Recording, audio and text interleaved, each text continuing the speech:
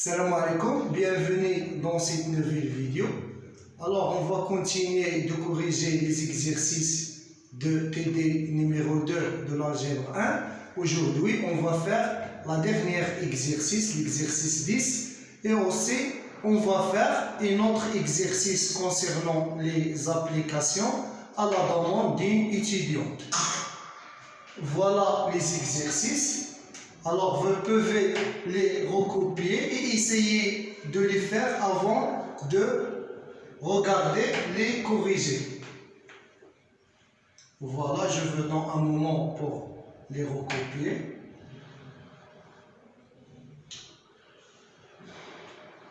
Alors, on commence par l'exercice numéro 10. Alors, exercice 10, on commence par énoncer une définition. Une relation binaire sur un ensemble E est dite relation de préordre s'il est transitif et réflexif. D'accord? Une relation définie sur E qui vérifie la propriété de transitivité et de réflexivité, alors il est dit que c'est une relation de préordre. C'est-à-dire, une relation d'ordre est une relation de préordre qui est antisymétrique. Une relation préordre plus antisymétrique, alors c'est une relation d'ordre. Ou bien, une relation d'équivalence est une relation de préordre qui est symétrique. Une relation préordre plus symétrique dans une relation d'équivalence. D'accord?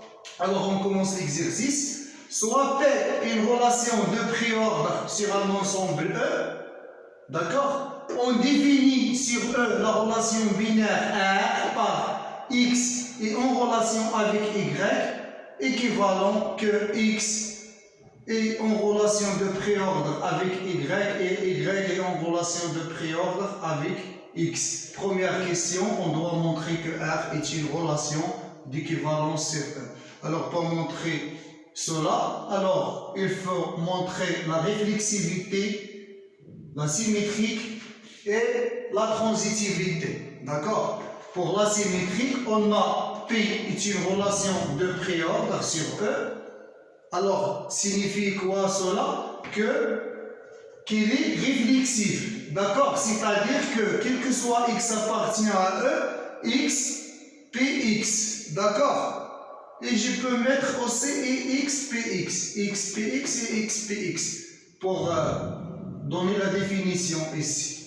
Donc, ça veut dire quoi? XPX et XPX? Cela est équivalent que X est en relation avec X. C'est-à-dire que la relation R est réflexive. D'accord? Pourquoi on a fait cela? Parce que P est réflexif, d'après la définition. Donc, chaque élément de E est en relation avec lui-même. D'accord? XPX et XPX, donc X est en relation avec X. Symétrique. Soit XY, deux éléments de E, tels que X est en relation avec Y. Ça veut dire quoi? X est en relation avec Y. Cela est équivalent à dire que X, PY et Y, PX. Alors, I est commutatif toujours. Alors, je peux mettre Y, PX et XP. Je peux changer. D'accord? Et ça veut dire quoi? Y, PX et XPY? C'est Y relation avec X. Donc, R est une relation symétrique. Pour la transitivité, on prend toujours trois éléments X, Y et Z de E, tels que X est en relation avec Y et Y est en relation avec Z. Alors, qu'est-ce que ça veut dire que X en relation avec Y et Y en relation avec Z? Alors, cela est équivalent à dire X en relation avec Y, c'est-à-dire que X, PY et Y, PX. D'accord? Et Y relation Z, ça veut dire Y PZ et Z PY. Alors Y relation avec Z équivalent que Y PZ et Z PY.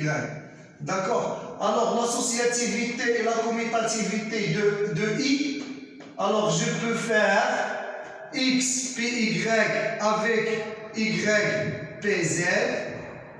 D'accord? I, Z, PY avec Y, PX.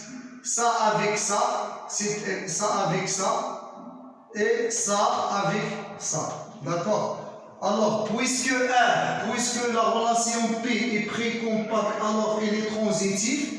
Puisque P est transitif, alors X, PY et Y, PZ implique que X, PZ, parce qu'il est transitif. X, PY et Y, PZ implique que X et PZ.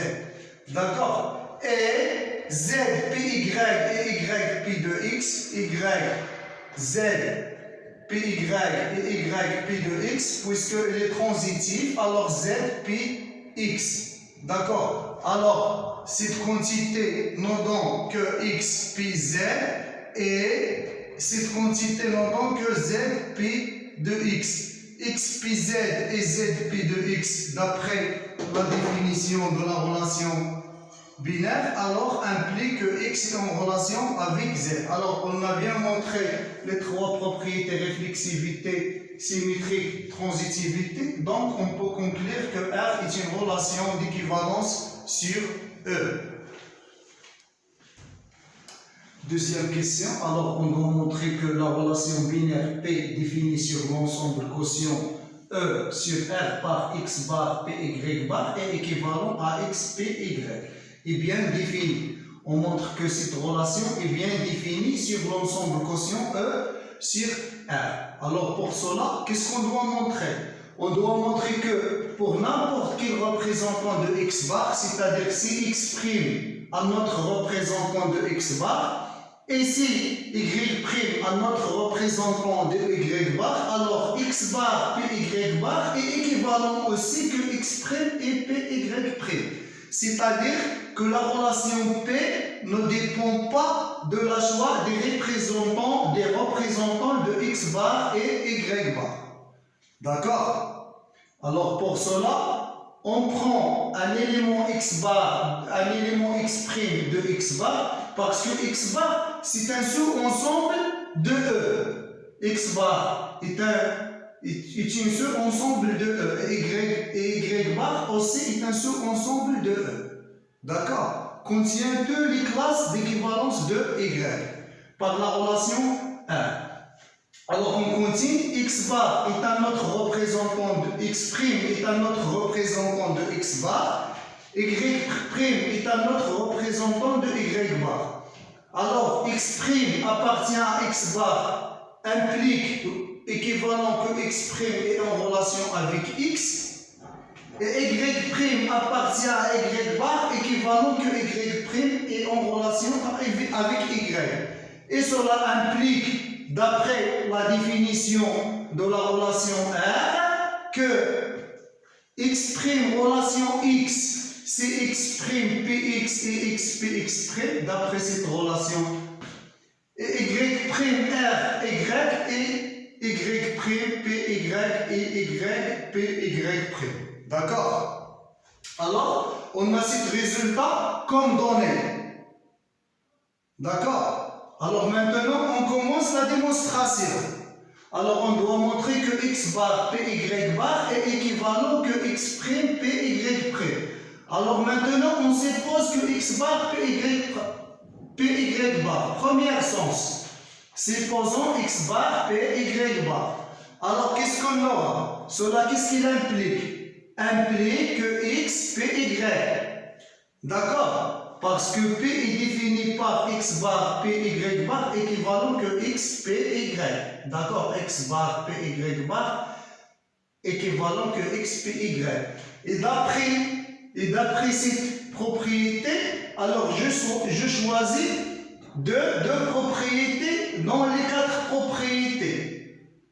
Alors, je prends X' Px et je prends Y, Py.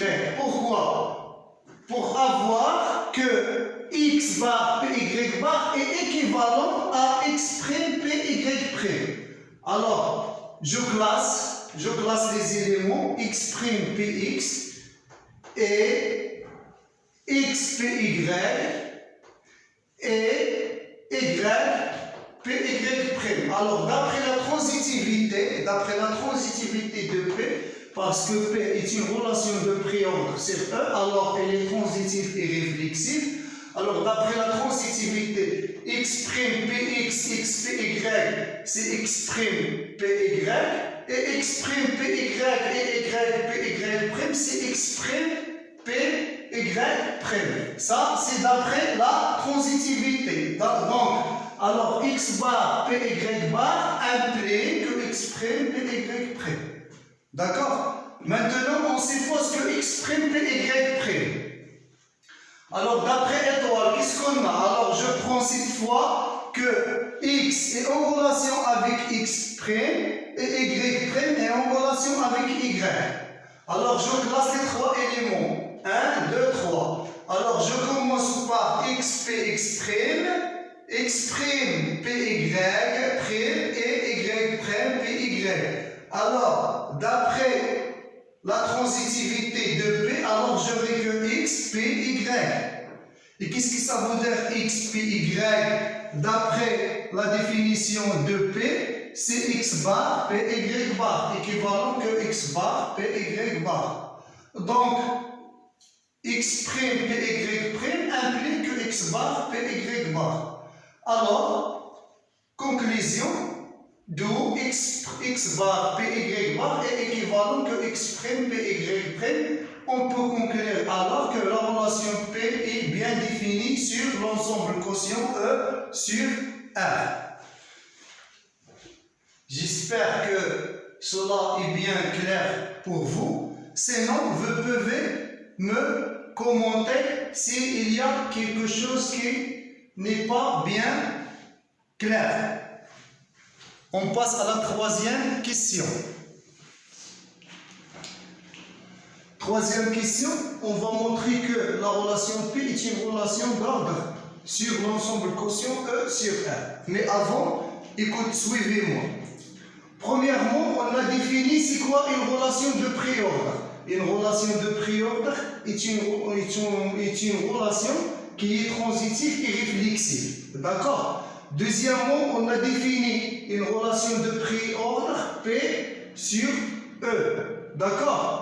Et on a montré que la relation P est bien définie sur l'ensemble quotient par x bar, p, y bar, qui est équivalent à x, p, y, est une relation qui est bien définie. D'accord? Maintenant, on va montrer que cette relation qui est bien définie est une relation d'ordre sur l'ensemble quotient E sur R. Premièrement, on montre la réflexivité. Soit x bar appartenant à l'ensemble quotient E sur R, alors x bar appartient à l'ensemble quotient implique que x appartient à E. Et puisque P est une relation de préordre sur E, alors quel que soit x appartient à E, x est Px. D'accord? Et d'après question 2, on a défini la relation P par x, py équivalent x bar, py bar. C'est-à-dire que x bar, p, x bar. Donc, la relation P est réflexive sur l'ensemble quotient E sur R. D'accord? Maintenant, l'antisymétrique, soit x bar et y bar appartenant à E sur R, tel que x bar, p, y bar et y bar, px. Qu'est-ce que ça veut dire x bar, p, y bar? Équivalent à x, p, y. Et y bar, px bar, c'est y, px. Alors, x, py et y, px, x, py et y, px, c'est comme ça qu'on a défini la relation R. X est en relation avec y, implique que x, py et y, px. D'accord? Alors, qu'est-ce qui implique ça? Implique que x est en relation avec y. X est en relation avec y, alors cela implique que x bar est égal à y bar.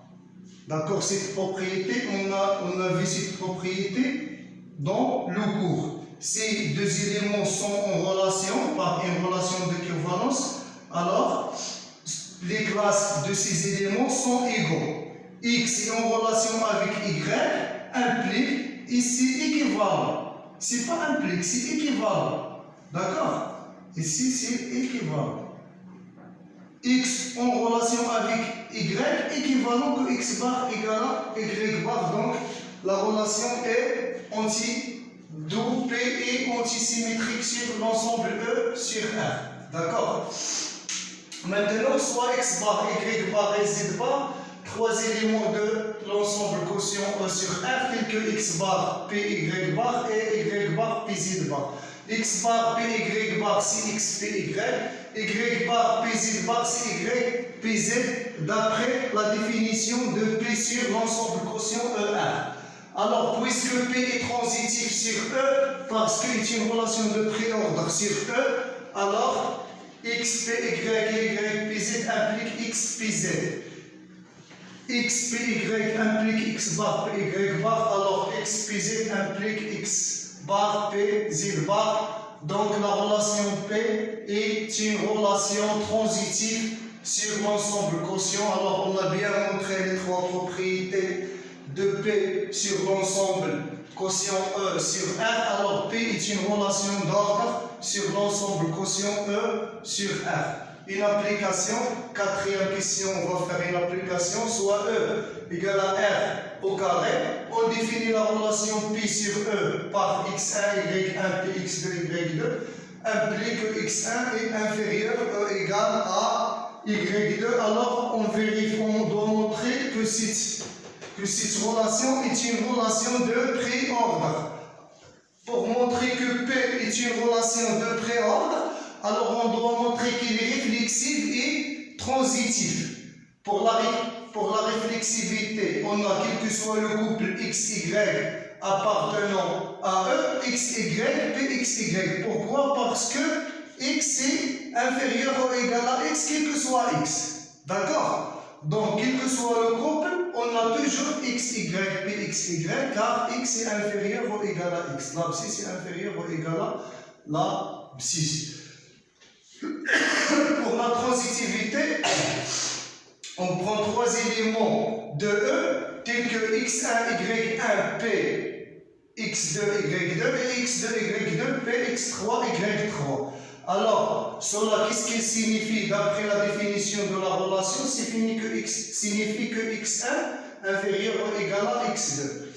Et X2, Y2, P, X3, Y3 signifie que X2 inférieur ou égal à X2 inférieur ou égal à X3.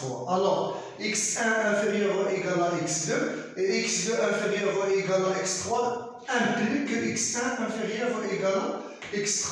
X1 inférieur ou égal à X3 équivalent que X1, Y1, P, X3, Y3. Donc, P est une relation de préordre parce qu'il est réflexif et transitif sur E. Alors, il ne reste qu'à étudier cette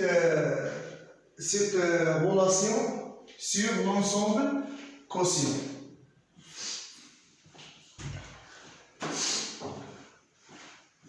Alors, sur l'ensemble E égale à R au carré, on a montré que P est une relation de préordre.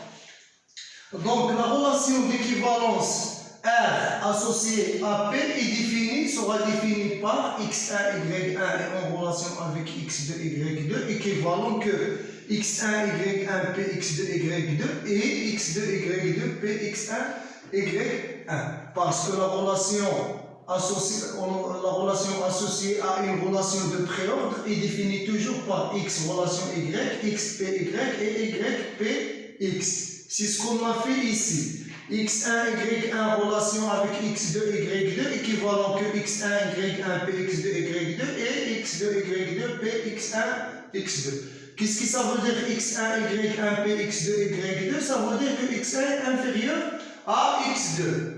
Et qu'est-ce que ça veut dire X2, Y2, P, X1, Y1? Ça veut dire que X2 est inférieur ou égal à X1.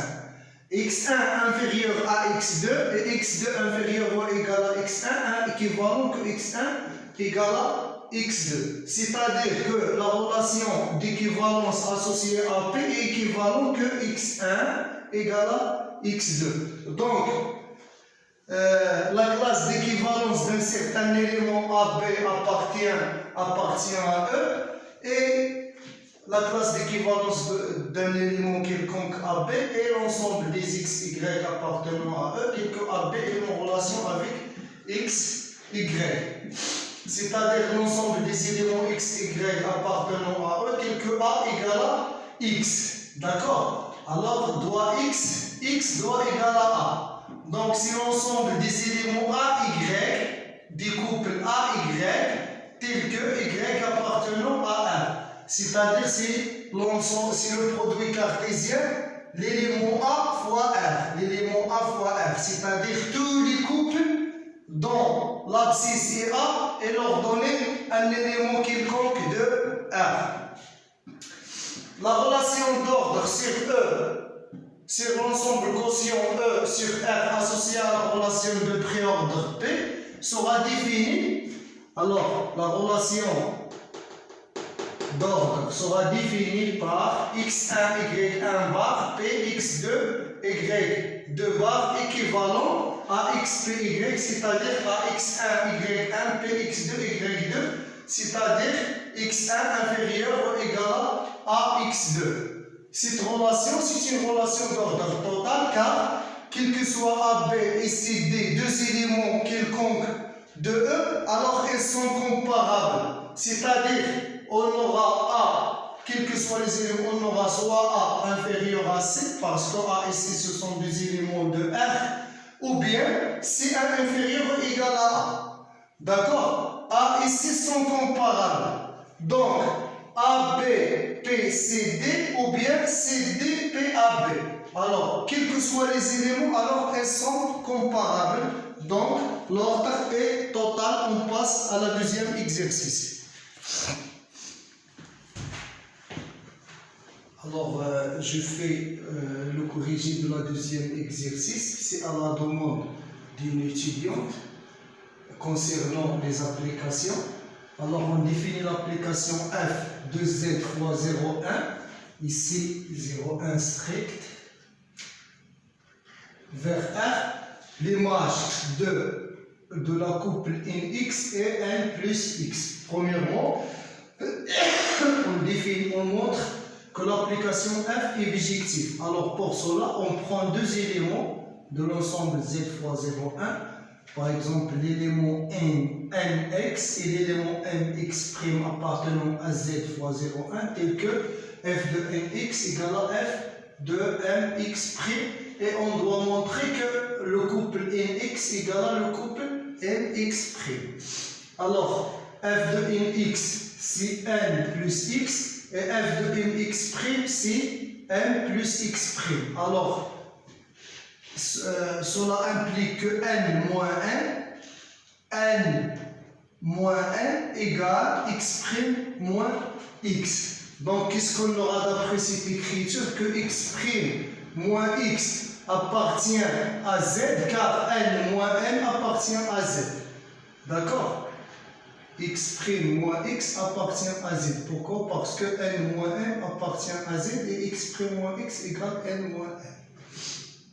Et aussi, on aura que x' moins x, il est entre moins z et 1, car x appartient à 0,1 et x' appartient à 0,1. Donc, moins x'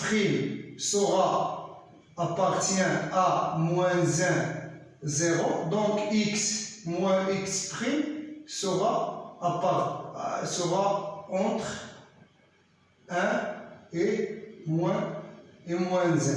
D'accord?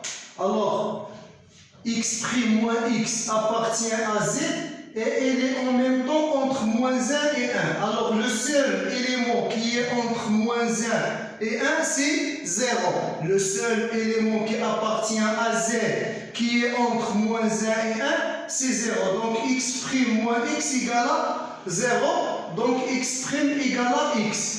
Et aussi x' moins x égale à 0, non, donc n moins n aussi égale à 0, donc et aussi n égale à n. Par suite, on trouve que le couple nx égale à mx'.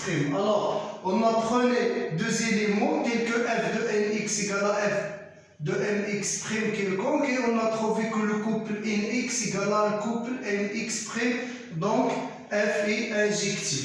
Maintenant, on doit montrer que l'application f est surjective. Alors, pour cela, on doit montrer que quel que soit l'élément de r, alors elle admet un antécédent dans l'ensemble z fois 0, 1. Pour cela, soit y appartient à r, un élément quelconque, alors on sait que la part y est entre la partie entière de y et la partie entière de y plus 1. Ici strict et ici au égal.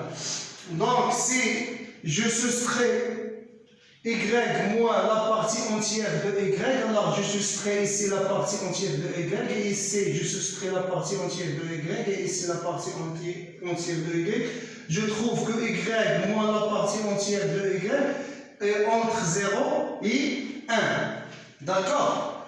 Alors si on pose que n égale à e y, et x égale à y moins e y, x il sera entre 0 et 1, donc on aura que fnx, parce que x il est entre 0 et 1, appartient à 0, 1, et n, la partie entière appartient à z, Alors, f de nx égale à 1 plus x égale à la partie entière de y plus y moins la partie entière y égale à y, donc il est surjectif. Alors, quel que soit l'élément appartient à R, alors elle admet un antécédent. Son antécédent, c'est le couple EY, Y moins EY. Ici, la partie entière de Y, et ici, Y moins la partie entière de Y. Donc, F est surjectif. Troisième question.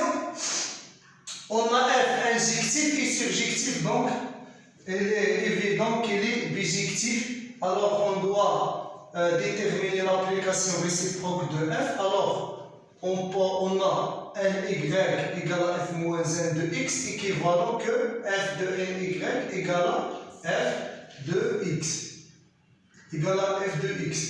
Si on a ny égale à f moins 1 de x, alors f de x avec x appartient à r et ny appartient à z fois 0, 1. Donc, qu'est-ce qu'on aura ici? On aura que ny égale à x.